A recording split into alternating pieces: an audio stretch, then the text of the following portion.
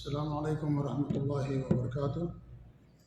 الحمد للہ رب العالمین واشهد ان لا الہ الا اللہ وحدہ لا شریک لہ واشهد ان محمدا عبدہ ورسولہ صلوات اللہ وسلامہ علیہ وعلی آلہ وعلی اصحابہ ومن اہتدی بہدیہ واستنى بسنتہ الی یوم الدین وبعد۔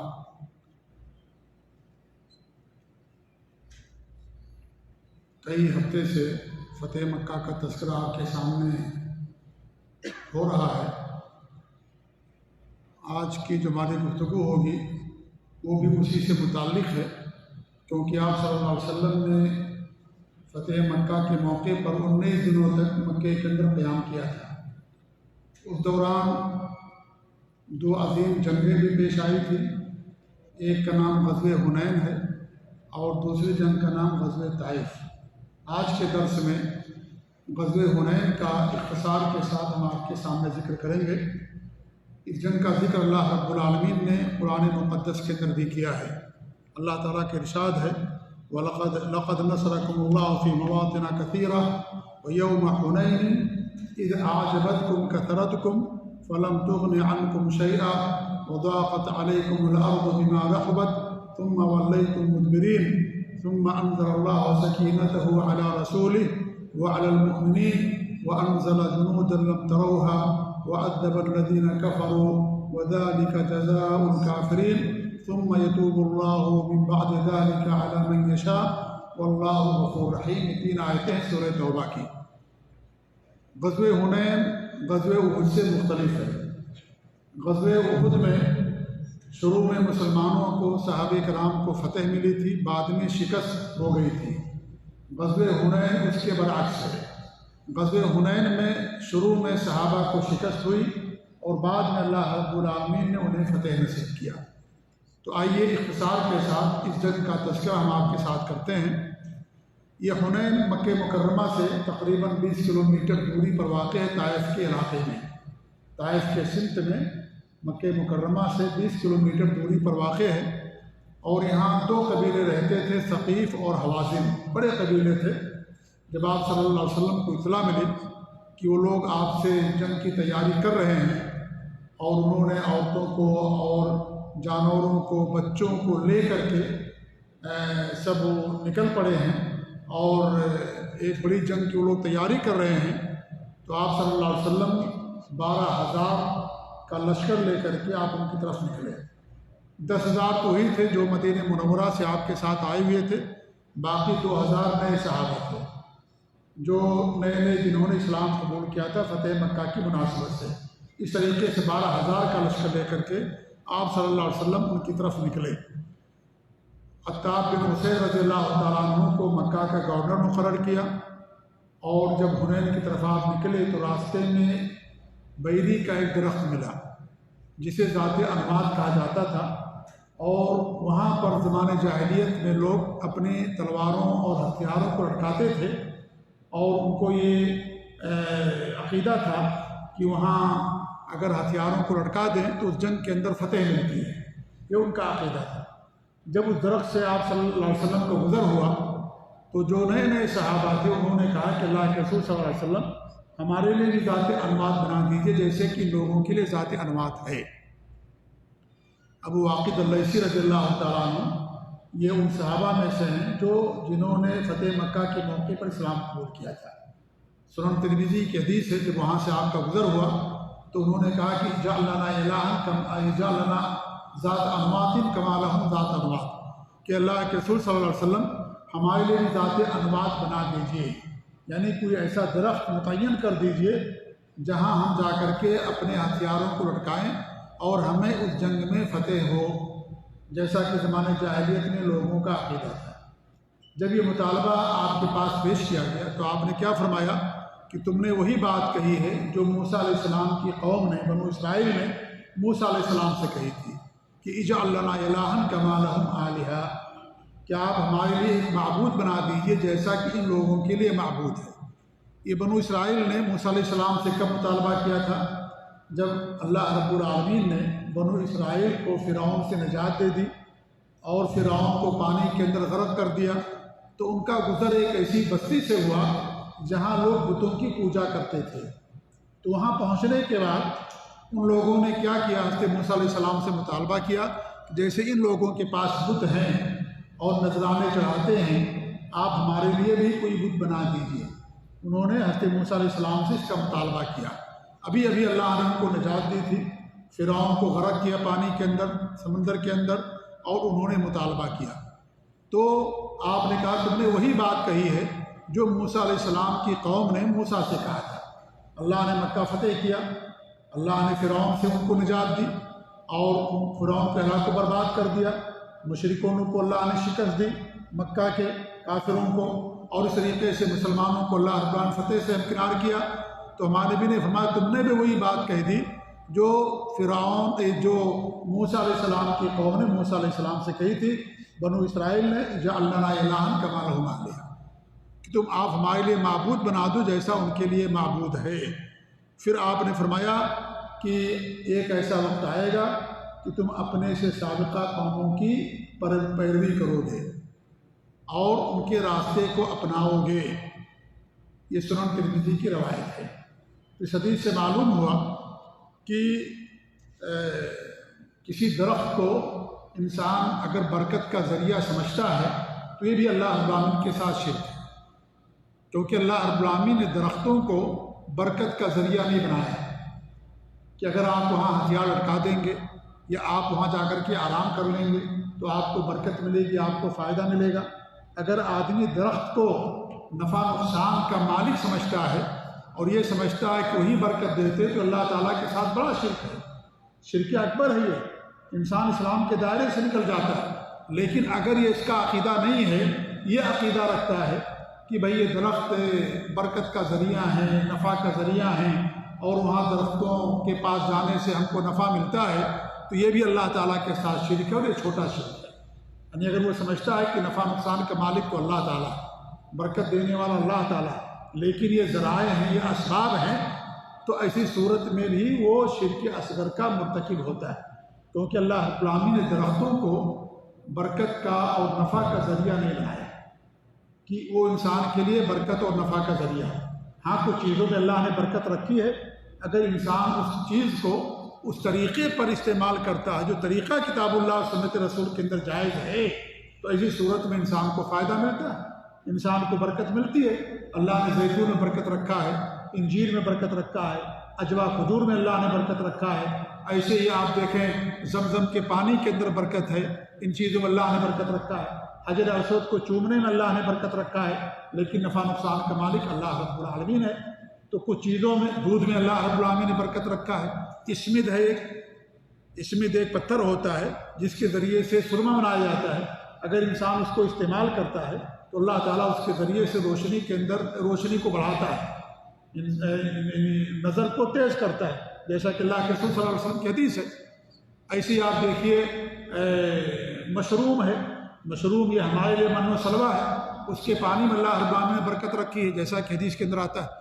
تو ان چیزوں کو استعمال کرنے میں اللہ رب العالمین نے برکت رکھی ہے، آپ اس کو استعمال کریں گے تب آپ کو اس کے اندر فائدہ ملے گا، آپ کو اس کے اندر برکت ہوگی، اس طریقے پر جو طریقہ شریعت کے اندر متعین کر دیا گیا ہے۔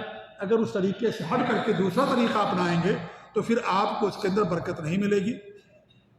دوائیں ہیں، مان لیجئے دوائیں شفا کا ذریعہ ہیں، دواؤں کو استعمال کرنے کا طریقہ ہے، اگر اس طریقے کو چھوڑ کر کے دوسرا طریقہ اپنائیں گے تو آپ کو شفا نہیں ملے گی۔ آپ دوا یعنی ٹیبلٹ کھاتے ہیں، آپ اس کو کھانے کے بجائے گلے میں لٹکا لیں گے، آپ کو فائدہ نہیں ہوگا۔ آپ انجیکشن لگاتے ہیں، اگر آپ اس کو لگانے کے بجائے اس کو پی جائیں گے تو آپ کو فائدہ نہیں ہوگا۔ مرہم آپ زخم پر لگاتے ہیں، مرہم، اگر مرہم کو زخم پر لگانے کے بجائے آپ اس کو پی جائیں یا اس کو مرہم کو گلے میں لٹکاتے پھر آپ کو کوئی فائدہ نہیں ہوگا۔ تو اس سے شفا کا طریقہ بھی بتا دیا گیا، قرآن میں اللہ نے شفا رکھا ہے۔ قرآن میں شفا کا طریقہ یہ کہ آپ اس کو پڑھ کر کے دم کیجئے، اس کی تلاوت کیجئے، اس کے اوپر عمل کیجئے، اس کو پڑھ کر کے اپنے پر پھونک لیجئے، اس کو پڑھ کر کے کسی پر دم کر دیجئے۔ لیکن اس کو کرنے کے بجائے اگر آپ اس کو گلے میں لٹکا لیں آپ کو فائدہ نہیں ہوگا، کیونکہ آپ نے طریقہ چھوڑ دیا۔ جیسے دوا کی میں نے مثال دی ہے، زیتون میں آپ کے لیے برکت ہے، زیتون کھائیں گے تب آپ کو فائدہ ہوگا۔ آپ گھر میں رکھے رہیے اور گلے میں لٹکا کر کے پھرتے رہیے، اس زیتون سے آپ کو کوئی فائدہ نہیں ہوگا۔ ایسے آپ پئیں گے تب اللہ تعالیٰ آپ کو برکت دے گا۔ آپ کہیں گھر میں لا کر کے رکھ لیں یا اس طریقے سے یعنی اس کو گلے میں لٹکا کر کے کسی شیشی میں رکھ کر کے پھرتے چلتے پھریں اور کہیں کہ بھائی یہ تو برکت والی چیز ہے، اس کے اندر آپ کو برکت نہیں ملے گی۔ ایسے ہی زمزم کا پانی ہے، اس کے پینے کے اندر آپ کے لیے برکت ہے، حجر اسود کو چومنے میں آپ کے لیے برکت ہے۔ تو اس طریقے سے جو طریقہ ہے، جو ذریعہ ہے، وہ بھی بتا دیا گیا شریعت کے اندر۔ آپ اس کو چھوڑ کر کے دوسرا طریقہ اپنائیں گے تو اس میں آپ کو شفا نہیں ملے گی۔ قرآن کے پڑھنے میں شفا ہے، قرآن کے پڑھ کر کے دم کرنے میں شفا ہے، اس میں اللہ رب نے رکھا۔ اگر آپ اس کے نمبرات نکالیں اور ان نمبرات کے ذریعے سے شفا آپ طلب کریں، آپ کو شفا نہیں ملے گی، کیونکہ قرآن کے حروف کے اندر شفا ہے، اس کے نمبرات میں شفا نہیں ہے۔ آج بہت سارے لوگ قرآن کے نام پر تعویذ لکھتے ہیں اور کہتے ہیں کہ اسے لوگ استعمال کرتے ہیں، گلے میں لٹکاتے ہیں، بچوں کے گلے میں یا اپنے ہاتھ میں باندھتے ہیں یا اس طریقے سے کمر میں لٹکاتے ہیں اور سمجھتے ہیں کہ یہ قرآن میں اللہ نے شفا رکھا ہے، لہذا اس تعویذ کے اندر بھی ہمارے لیے شفا ہے۔ یہ غلط طریقہ ہے، یہ بالکل صحیح نہیں ہے۔ کیوں؟ اس لیے کہ قرآن کی تلاوت میں شفا ہے، قرآن کو پڑھ کر کے دم کرنے میں شفا ہے۔ پورا قرآن گلے میں لٹکا لیں، آپ اس کو نہ پڑھیں، اس کا کوئی فائدہ نہیں۔ ہر گھر کے اندر قرآن ہوتا ہے، لیکن ہمارے نبی کی کیا حدیث ہے؟ جس گھر کے اندر قرآن پڑھا جاتا ہے اس گھر سے شیطان بھاگ جاتا ہے۔ شیطان کو بھگانے کے لیے قرآن کا پڑھنا ضروری ہے۔ قرآن اللہ تعالیٰ کا کلام ہے، جب یہ کلام اس کے کان سے ٹکرائے گا تب شیطان بھاگے گا۔ اذان ہوتی ہے، اللہ تعالیٰ کا ذکر ہوتا ہے، شیطان بھاگ جاتا ہے۔ قرآن پڑھیں گے شیطان بھاگ جائے گا۔ لیکن آپ قرآن کو لکھ کر کے گلے میں لٹکا لیں یا پورے قرآن کو جو ہے گلے میں لٹکا کر کے پھر شیطان اس سے نہیں بھاگے گا۔ تو قرآن کی تعویذ بھی، قرآن کی صورتوں کو لکھ کر کے گلے میں لٹکانا بھی یہ صحیح نہیں ہے، یہ بھی غلط ہے، یہ بھی طریقہ صحیح نہیں ہے۔ ہمارے نبی صلی اللہ علیہ وسلم قرآن پڑھ کر کے دم کیا کرتے تھے؟ جب آپ کا یعنی آخری وقت ہوا تو حضرت عائشہ رضی اللہ تعالیٰ پڑھ کر کے آپ کے جسم پر پھونک دیا کرتی تھی۔ یہ نہیں کہا کہ لکھ کر کے میرے گلے میں لٹکا دو، مجھے اس سے شفا ملے گی، مجھے برکت ملے گی، ایسا آپ نے نہیں کیا، کیونکہ اس کو پڑھنے میں اور اس پر عمل کرنے میں انسان کے لیے برکت ہے اور نفع ہے اور فائدہ ہے، اس کو گلے میں لٹکا کر کے کوئی فائدہ نہیں۔ لوگ عبداللہ بن عمر بن عاص کا حوالہ دیتے ہیں کہ وہ اپنے بچے کے گلے میں لٹکا دیا کرتے تھے لکھ کر کے۔ میرے بھائیوں، پہلی بات یہ روایت صحیح نہیں ہے، نمبر 1۔ نمبر 2، ان کا مقصد یہ ہوتا تھا کہ بچے اس کو یاد کر لیں، ان کے گلے میں لٹکا دیتے تھے لکھ کر کے کہ بچے ان دعاؤں کو یاد کر لیں۔ صبح و شام کی دعائیں ہوتی تھیں یا قرآن کی کچھ آیتیں ہوتی تھیں، ان کو لکھ کر کے ان کے گلے میں لٹکا دیتے تھے تاکہ بچے اس کو دیکھ کر کے پڑھ کر کے یاد کر لیں۔ یہ ان تعلیم ان کا مقصد ہوتا تھا۔ آج جو تعویذ ہمارے یہاں لکھی جاتی ہے وہ تو کوئی نظر ہی نہیں آتی ہے، وہ تو نظر ہی نہیں آتی ہے، پیپر کے اندر ہوتا ہے اور اس کے اوپر کپڑا ہوتا ہے اور اس کے بعد انسان گلے میں اس کو لٹکاتا ہے۔ عبداللہ بن عمر بن عاص کا مقصد ہوتا تھا کہ بچے اس کو دیکھ کر کے یاد کر لیں، بار بار ان کی نظر سے وہ چیز گزرے گی تو اسے یاد ہو جائے گی، یہ ان کا مقصد ہوا کرتا تھا۔ اور پھر وہ قرآن کی آیتیں ہوتی تھیں، صبح و شام کی دعائیں ہوتی تھیں، اعوذ بکلمات اللہ التامہ من کل شیطان وہامہ ومن کل عین لامہ، اعوذ بکلمات اللہ التامات من شر ما خلق، بسم اللہ الذی لا یضر مع اسمہ شیء فی الارض ولا فی السماء وهو السمیع العلیم، اس طرح کی۔ اور خود ہمارے نبی صلی اللہ علیہ وسلم بھی ان دعاؤں کو پڑھ کر کے حضرت حسن حسین پر پھونکا کرتے تھے، سورہ فلق، سورہ ناس، سورہ اخلاص پڑھ کر کے پھونکا کرتے تھے۔ تو یہ طریقہ ہے قرآن سے شفا حاصل کرنے کا۔ ہمارے ہاں تعویذ میں لکھ کر کے دیتے ہیں۔ اور تیسری بات یہ ہے کہ یہ قرآن کی آیتیں اس کے اندر نہیں لکھی جاتی جو ہمارے یہاں تعویذ دی جاتی ہے، اس کے نمبرات لوگ نکالتے ہیں، سورہ فاتحہ کا نمبر، سورہ اخلاص کا نمبر، سورہ ناس کا نمبر اور سورہ فلق کا نمبر، سورہ کافرون کے نمبرات، وہ لکھ کر کے لوگ چوکھٹے بناتے، اس کے اندر نمبرات درج ہوتے ہیں۔ جو تعویذ دیتے ہیں قرآن کے نام پر، کوئی قرآن کے نام پر کوئی تعویذ نہیں ہوتی، یہ سب دھوکہ ہے، یہ سب جھوٹ اور فریب ہے، یہ سب مکار لوگ ہیں یہ جو قرآن کے نام پر دیتے ہیں۔ اس کے اندر صرف نمبرات لکھے ہوتے ہیں۔ کوئی بھی تعویذ لے کر کے آئیے اور میں دکھا دوں گا آپ کو کہ کسی کے اندر قرآن کی کوئی آیت نہیں ہوتی ہے، سب اس کے اندر نمبرات ہوتے ہیں۔ بس باقاعدہ ہمارے یہاں کمیٹیاں لوگوں نے بنا رکھی ہیں قرآن کے نمبرات نکالنے کے لیے۔ آپ دیکھیے ہمارے یہاں تفسیریں بھی ملتی ہیں، ہر سورت کے شروع میں یا اس طریقے سورت کے اخیر کے اندر باقاعدہ نمبرات ہوتے ہیں اس کے اندر۔ آپ یہ تعویذ استعمال کرو کہ فلاں بیماری میں، فلاں مرض میں آپ کے لیے مفید ہوگی، ہوتی ہے ہماری اس طرح کی تعویذ جو ہے تفسیریں باقاعدہ دی جاتی ہیں۔ یہ سب غلط ہے میرے بھائیوں۔ قرآن کے الفاظ اور حروف کے اندر برکت اور معجزہ ہے، نمبرات میں کوئی برکت اور معجزہ نہیں ہے۔ نمبر تو کسی کا بھی نکل جائے گا، ابجد ہوا دھوتی کے لحاظ سے جس کا بھی نام نکالنا چاہے اس کے نام کا نمبر نکل جائے گا. 786 بسم اللہ الرحمن الرحیم کا نمبر ہے, 10,189 سورہ فاتحہ کا نمبر ہے, اور اس طریقے سے اور صورتوں کا نمبر لوگوں نے نکال کر کے قرآن کی تجارت کرتے ہیں, اور لوگ باقاعدہ تعویذ بیچتے ہیں قرآن کے نام پر, لوگوں سے پیسے لیتے ہیں. سب حرام ہے, یہ سب ناجائز ہے میرے بھائیوں, یہ بالکل ایسا کرنا جائز نہیں ہے. یہ قرآن کی توہین ہے. اللہ کے رسول کا نام کا لوگوں نمبر نکال 92 786/92 لکھتے ہمارے یہاں, اور یہ پہچان بن گئی مسلمان گھر کی, مسلمان دکان کی. اگر اس کی دکان کے اوپر 786 لکھا ہوا ہے, نیچے 92, وہ مسلمان کا گھر ہے. یہ دکان پر لکھا ہوا مسلمان گھر ہے.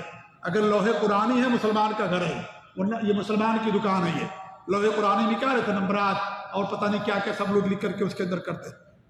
یہ ساری چیزیں میرے بھائیو قطعاً جائز نہیں ہمارے لیے, قرآن کی توہین ہے یہ. آپ کا نام اگر ہے اور آپ کا نام لینے کے بجائے اگر میں آپ کو نمبر سے بلاؤں تو یہ کیا ہوگا, آپ اس کو اپنے لیے توہین سمجھیں گے کہ آپ میری توہین کر رہے ہیں, میرا نام لینے کے بجائے نمبر سے مجھے پکار رہے ہیں. اللہ کے رسول کا نمبر لوگوں نے محمد کا 92 نکال لیا. نعوذ باللہ من ذالک, کتنی بڑی توہین ہے یہ حرکت سے باز آئے ہیں, بہت بڑا جرم ہے یہ.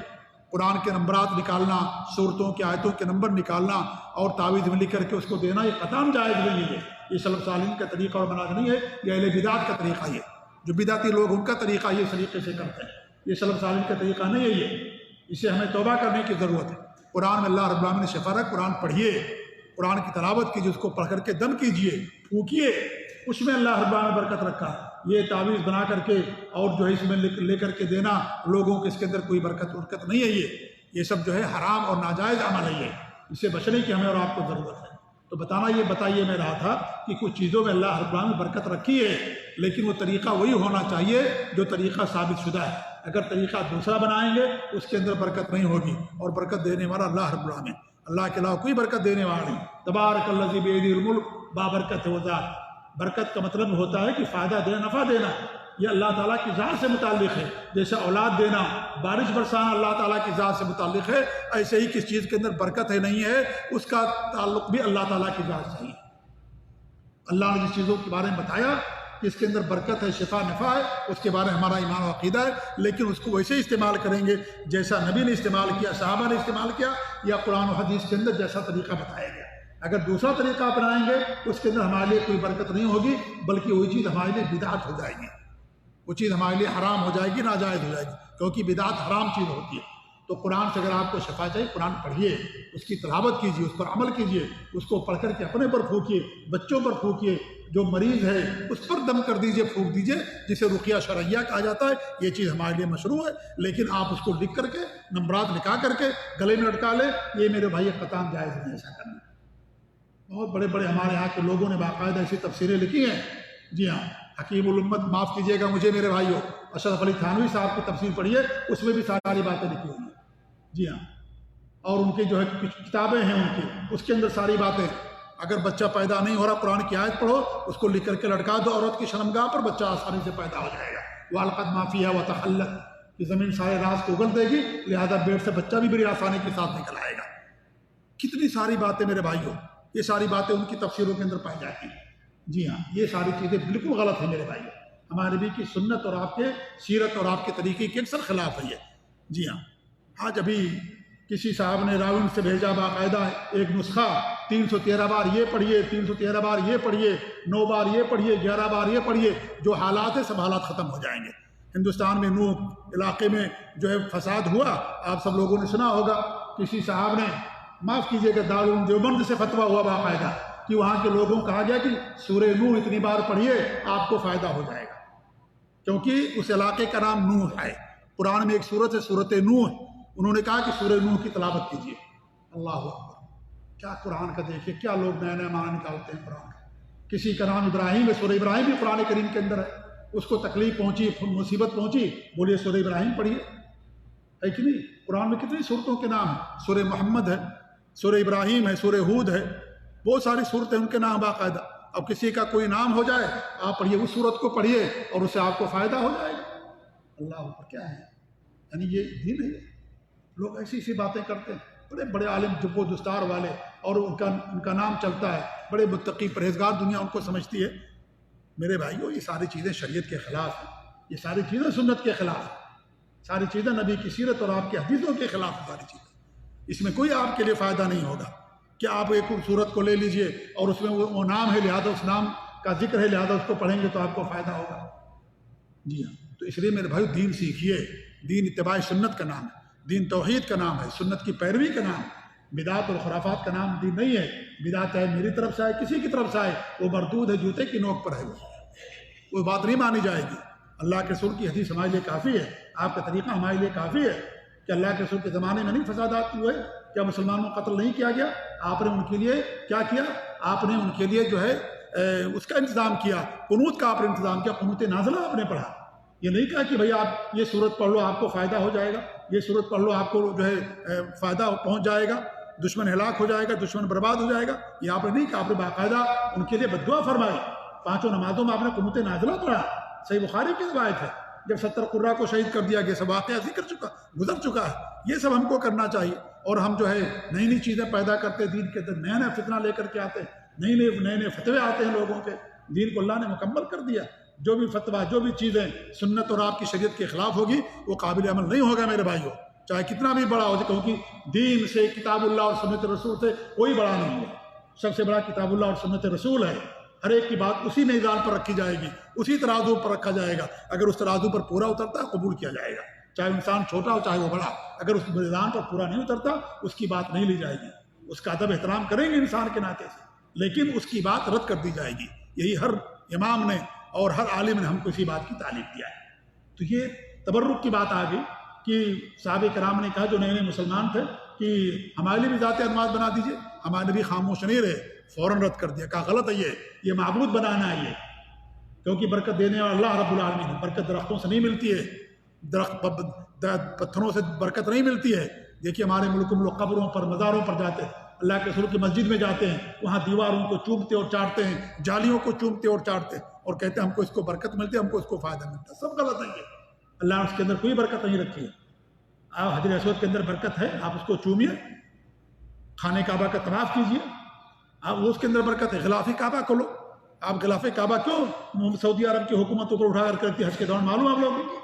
اس لیے کہ پہلے لوگ آتے تھے، کینچی ہمارے ملکوں سے لے کر کے آتے تھے اور جب وہاں سے گزرتے تو آپ کرتے اس کو کاٹ لیتے تھے اور سمجھتے تھے کہ برکت کا ذریعہ ہمارے لیے. اپنے قبر میں کیا نام رکھتے تھے، کفن میں رکھا کرتے تھے. اور جب ان سے پہلے کی حکومت تھی باقاعدہ وہ لوگ بیچتے تھے، لاکھوں روپیہ کماتے تھے یہ دین کو بیچ کر کے.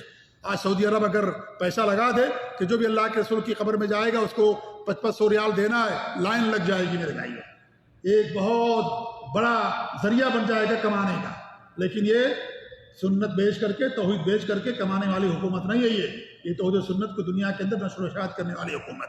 بدعات، خرافات اور شرک کے اڈوں کو مٹا دیا اس حکومت نے. اس سے پہلے کی جو حکومتیں تھی باقاعدہ غلاف کعبہ کو بیچتے تھے، باقاعدہ پیسوں سے بیچتے تھے. لوگ آتے تھے خرید کر کے لے کر کے جاتے تھے، اپنے اپنے قبروں میں، اپنے اپنے جو ہے اس میں کفنوں میں رکھا کرتے تھے. انہوں نے آنے کے بعد اس کو ختم کر دیا. جو بھی غلاف کعبہ چڑھایا جاتا ہے پرانا ہوتا ہے، اس کا مستودع ہے اور اس کا جو ہے یعنی جا کر کے وہاں پر رکھ دیا جاتا ہے باقاعدہ. اس کو بیچا نہیں جاتا، اس کے نام پر زیارت نہیں کرتے دین کے نام پر. اس لیے اس کو اٹھا دیتے ہیں حج کے دوران، کیونکہ لوگ طواف کرتے کرتے ہمارے ملک کے کینچی اور چاقو لے کر کے آتے تھے، کاٹ لیتے تھے اور سمجھتے تھے کہ یہاں پر لٹکا ہوا بابرکت والا چیز، اس سے برکت نہیں ملے گی. کوئی انسان کا عقیدہ اور عمل درست نہیں ہے، وہ خانہ کعبہ کا طواف کرتے ہوئے مر جائے اور وہی خانہ کعبہ کے اندر بھی دفن کر دیا جائے، اگر ایمان اور عقیدہ نہیں، وہ جہنم کے اندر جائے گا. آپ امریکہ میں ہو، چائنا میں ہو، دنیا کسی بھی ملک میں ہو، آپ کا ایمان اور عقیدہ صحیح اور درست ہے، آپ جنت کے اندر جا سکتے ہیں. آپ مکے کے اندر وفات پا جائیں، مدینے کے اندر وفات پا جائیں، اگر آپ کا عقیدہ اور عمل نہیں ہے تو آپ کو فائدہ نہیں ہوگا میرے. یہ عقیدہ ہے، یہ اصل چیزیں ہیں، یہ اس کو سیکھنے کی ہم کو ضرورت ہے. انسان جذبات کے اندر نہ آ جائے کہ بھئی وہ تو خانہ کعبہ، غلاف کعبہ، یہ وہ، اور اس کو انسان برکت کا ذریعہ سمجھ. ایسا کچھ نہیں ہے. کیا ہمارے نبی نے عبی بن کیا نام عبداللہ بن عبی بن سلول، کیا ہمارے نبی نے اس پر جنازے کی نماز نہیں پڑھی؟ کیا ہمارے نبی نے اس کو اندر کو بقیع کے اندر دفن نہیں کیا؟ اپنا جبہ بھی دیا، اپنا لعاب بھی لگا دیا. کچھ فائدہ ہوا؟ کچھ فائدہ نہیں ہوا. وہ جہنم کے اندر رہے گا. مدینے کے اندر مرا ہوا. نبی نے جنازے کی نماز پڑھی، بقیع کے اندر اس کو دفن کیا گیا، اپنا جبہ دے دیا ہمارے نبی صلی اللہ علیہ وسلم نے، اپنا لعاب مبارک لگا دیا، کچھ فائدہ نہیں ہوا اس کا. اللہ نے فرمایا قرآن کے اندر تم کتنا بھی کہو ان کے لیے اللہ تعالیٰ کبھی ان کو معاف نہیں کرے گا. جہنم کے سب سے نچلے طبقے کے اندر رہے گا. عبداللہ بن سلول یہ ایمان اور عقیدہ ہے میرے بھائی، توحید ہے، اس کو ہمیں سیکھنے کی ضرورت۔ اگر یہ ہم نے نہیں سیکھا، کچھ نہیں سیکھا، کچھ فائدہ نہیں آئے گا۔ ہمارے پاس توحید نہیں ہے، اگر ہمارے پاس عقیدہ نہیں ہے، کوئی نماز کوئی روزہ ہمارے لیے فائدہ مند نہیں ہوگی جب تک کہ انسان کا عقیدہ اور توحید صحیح نہیں ہوگی۔ ہمارے بھی نے فون رد کر دیا، یہ نہیں کہا نہیں مسلمان چھوڑ دو، بعد میں دیکھیں گے اور یہ کریں گے، نہیں، یہ ایمان ہے، یہ توحید کی بات ہے۔ خاموشی درست نہیں ہے ایسے موقع تم کو بتانا ہے ہمارے پتا کہ تم نے وہی بات کہی جو موسیٰ علیہ السلام کی قوم نے کہی تھی موسیٰ سے، اجعل لنا الہ، ہمارے لیے معبود بناؤ، جیسے ان کے لیے معبود بنا دیا۔ ان کے لیے معبود بنانا ہی ہے، کیوں؟ اس لیے کہ نفع نقصان کا مالک اللہ رب العالمین، برکت دینے والا اللہ رب العالمین۔ اللہ تعالیٰ برکت چھین سکتا ہے، دوائیں کھاتے شفا نہیں ملتی، اللہ نے شفا چھین لیا، برکت اللہ نے چھین لی، نہیں رکھی برکت، اللہ دینے والا برکت۔ لہذا اللہ کی ذات سے لو لگائیے، اللہ تعالیٰ سے مانگیے، اللہ دینے والا، اللہ کرنے والا، اللہ نے جس کو ذریعہ بنایا اس کو استعمال کیجیے، لیکن اللہ تعالیٰ سے امید رکھیے۔ یہ ڈاکٹر، یہ دوائیں، یہ شفا کا ذریعہ ہیں، یہ شفا دینے والے نہیں ہیں۔ یہ اگر کوئی ان کو شفا دینے والا سمجھتا اللہ کے ساتھ شرک کرتا، یہ شفا کا صرف ذریعہ ہے، بس یہ سبب ہے ہمارے لیے، دینے والا اللہ رب العالمین۔ شادی ہوتی ہے اولاد دینے والا اللہ تعالیٰ، شادی ہوگی اولاد نہیں مل رہی، اللہ نے نہیں دینے والا، اللہ نے نہیں دیا ان کو، اللہ دینے والا۔ وہ سب ذرائع ہیں، صرف یہ میاں بیوی کا ملنا ذریعہ اور سبب ہے، دینے والا اللہ رب العالمین۔ کتنے لوگ آپس میں ملتے ہیں ان کو اولاد نہیں ملتی، 10 سال 40 سال ہو گیا شادی ہوئی ہے لیکن اولاد نہیں ملتی، دینے والا اللہ رب العالمین نے بنائی ہو، اللہ تعالیٰ دینے والا۔ تو یہ سب ربوبیت سے متعلق ہے، یہ کہ کسی چیز میں برکت ہے کہ نہیں ہے، یا ایسے ہی جیسے اللہ کے علاوہ کسی کے بارے میں کوئی عقیدہ رکھے کہ وہ بارش برساتا ہے، یا وہ لوگوں کو مارتا اور جلاتا ہے، یا لوگوں کو اولاد دیتا ہے۔ تو برکت کا تعلق صرف اور صرف اللہ تعالیٰ کی ذات سے۔ کس میں برکت ہے نہیں ہے ہمیں نہیں معلوم، اللہ نے جس کے بارے میں بتایا اس کے بارے میں برکت ہے، جس کے بارے میں نہیں بتایا گیا اس کے بارے میں برکت نہیں۔ درختوں کے بارے میں اللہ نہیں بتایا کہ اس کے اندر برکت ہمارے لیے نہیں، کہ درخت پر لٹکا دو تلوار کو آپ کو فتح مل جائے گی، نہیں، ہمارے نبی نے فوراً منع کر دیا، اور کہا یہ وہی بات ہے جو موسیٰ علیہ السلام کی قوم نے ان سے کہی تھی۔ لہذا ایمان اور عقیدے میں کبھی انسان تغافل نہ برتے، کبھی انسان سستی نہ کرے، کوئی بات عقیدے خلاف ہو، ہمارے گھر کے اندر ہو، بیوی کی طرف سے ہو، بچوں کی طرف سے ہو، فوراً انسان کو بتانا چاہیے، اس کے بارے میں خاموشی، اس کے بارے میں مصلحت کرنا یہ جائز نہیں ہے، یہ کیونکہ یہ ہمیشہ مسئلہ ہے کہ یہ بھی جائز، یہ بھی جائز ہے۔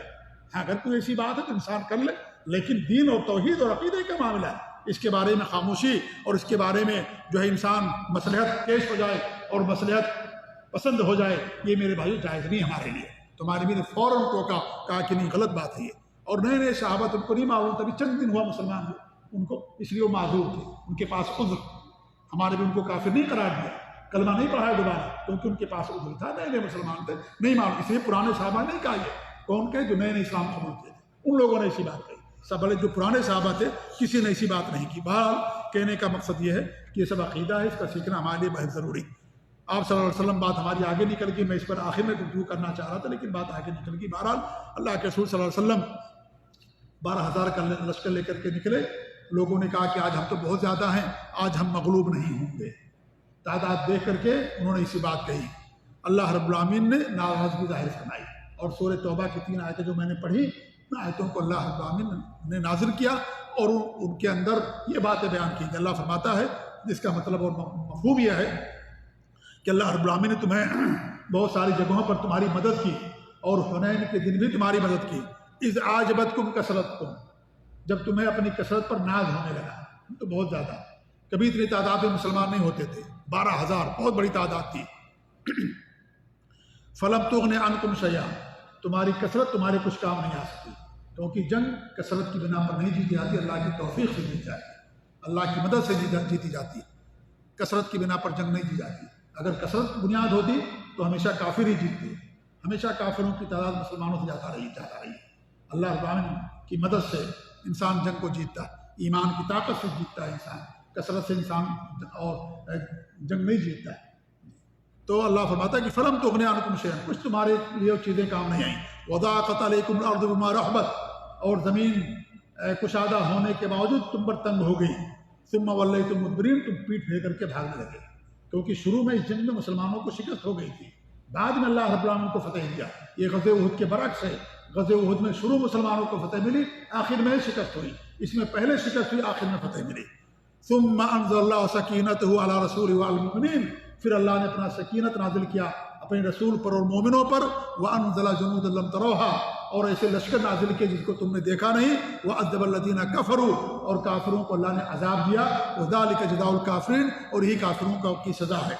ثم يتوب الله من بعد ذلك على من يشاء، اللہ جس کے اوپر چاہتا ہے توبہ قبول فرماتا ہے، اور اللہ تعالیٰ غفور رحیم ہے، معاف کرنے والا رحم کرنے والا ہے۔ ہوا یہ کہ اللہ کے رسول صلی اللہ علیہ وسلم 12,000 کا لشکر لے کر کے حنین میں پہنچے، صبح کے لشکر کو مرتب کیا، اس کے بعد جیسے ہراول دستہ یعنی آگے والا دستہ جیسے نیچے اتر رہا تھا، وہ لوگ پہلے سے وہاں پر چھپے ہوئے تھے وادیوں میں، تلوار لے کر کے، تیریں لے کر کے، تفنگ لے کر کے، ساری چیزیں لے کر کے وہ لوگ وہاں پر پہلے سے چھپے ہوئے تھے۔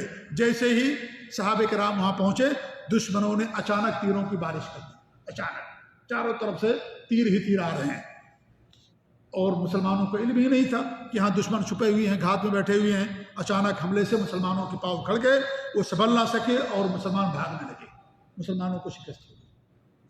شروع میں یہاں پر شکست ہوئی، اللہ کے رسول صلی اللہ علیہ وسلم اکیلے جمے ہوئے تھے اور چند صحابہ کرام آپ کے پاس تھے۔ جب آپ نے دیکھا تو آپ نے عباس رضی اللہ تعالیٰ عنہ سے کہا کہ صحابہ کو پکارو پکارو، سب کو لوگ کہاں گئے ہوئے ہیں۔ پھر انہوں نے پکارنا شروع کیا نام لے لے کر کے، سارے مسلمان دھیرے دھیرے واپس ہونے لگے، اور یہاں تک کہ آپ کے ارد گرد بڑی جماعت جمع ہو گئی۔ چنانچہ جب سارے مسلمان اکٹھا ہو گئے، انہوں نے پلٹ کر کے دھواں دھار حملہ کیا سارے مسلمانوں نے۔ اللہ کے رسول صلی اللہ علیہ وسلم کہتے ہیں انا النبی لا کذب انا ابن عبد المطلب، میں جھوٹا نبی نہیں ہوں، میں عبد المطلب کا بیٹا ہوں، میں عبد المطلب کا بیٹا ہوں۔ بڑے بہادر تھے نبی صلی اللہ علیہ وسلم۔ حضرت عائشہ فرماتی 40 مردوں کی طاقت اللہ رب العالمین نے آپ کو دی تھی، جہاں سب کے قدم اکھڑ جاتے تھے وہاں اللہ کے رسول صلی اللہ علیہ وسلم ثابت قدم رہا کرتے تھے۔ بڑی طاقت اللہ رب العالمین نے آپ کو دے رکھی تھی، آپ جمے ہوئے تھے، اور تمام صحابہ کرام کو عباس رضی اللہ عنہ، مہاجرین اور دیگر صحابہ کرام پکارتے تھے، نام لے کر کے ان کو پکارتے تھے۔ اس طریقے تمام صحابہ کرام اکٹھا ہوئے، سب نے مل کر کے حملہ کیا، اور اس طریقے سے گھمسان کی جنگ ہوئی، اور پھر آپ نے ایک مٹھی بھر سنگریزے لیے، پتھریلی چیز جو ہے یہ ریت دیا، اور اس طریقے سے آپ نے دشمن کے چہرے پر مار دیے، کہہ کر کے شاہت الوجوہ کہ سارے چہرے بگڑ جائیں، اور اس مٹی سے ان کی آنکھیں بھر گئیں، اور کافروں کو شکست ہو گئی، اور دشمن میں بھگدڑ مچ گیا، بھگدڑ مچ گئی، دشمن میں بھگدڑ مچ گئی، اور ان کے جو ہے 70 آدمی قتل ہوئے۔ مسلمان کا پیچھا کر کے بچوں اور عورتوں کو پکڑ لیا، اور کثیر تعداد میں مال غنیمت ملا، اور اتنا زیادہ مال غنیمت ملا کہ قیدی جو ہے 6,000 تھے، اونٹ 24,000 اور بکریاں 40,000 سے بھی زیادہ تھیں، کیونکہ وہ سارا جانور لے کر کے آئے تھے۔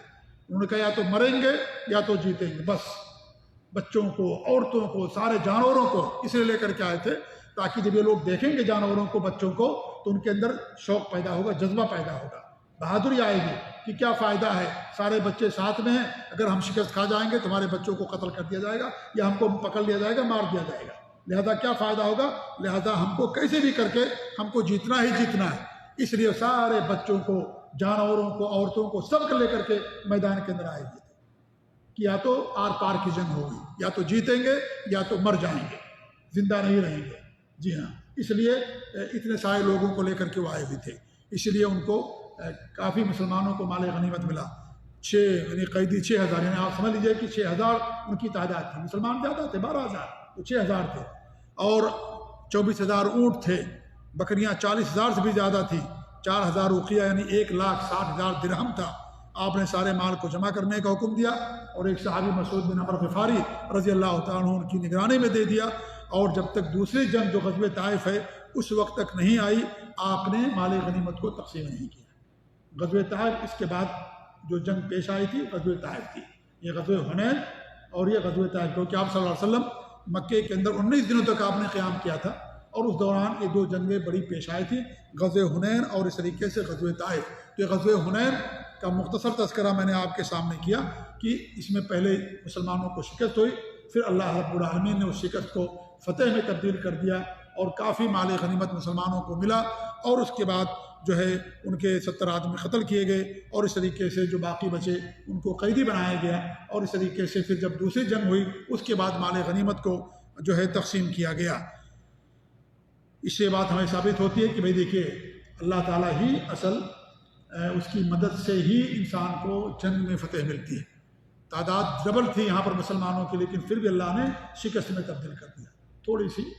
صحابہ کرام بھی انسان تھے، اور ان میں 2,000 نئے نئے مسلمان تھے، ان کے اندر تھوڑی سی بات آ گئی کہ بھائی آج تو ہم بہت زیادہ ہیں، کبھی شکست نہیں کھائیں گے، کم ہوتے تھے جی جاتے تو آج تو زیادہ ہے، ان کو شکست ہو گئی۔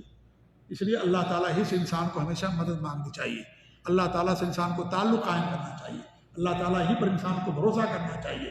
انسان اسباب اختیار کرے لیکن توکل اللہ کی ذات پر کرے، اسی کو توکل کہا جاتا ہے۔ اسباب اختیار کرے لیکن اپنے اوپر گھمنڈ نہ کرے، انسان اپنے اس پر انسان کو بھروسہ نہ ہو، بھروسہ اللہ تعالیٰ کی ذات پر، نتیجہ اللہ تعالیٰ کی ذات پر چھوڑ دے، اسباب اختیار کرے انسان۔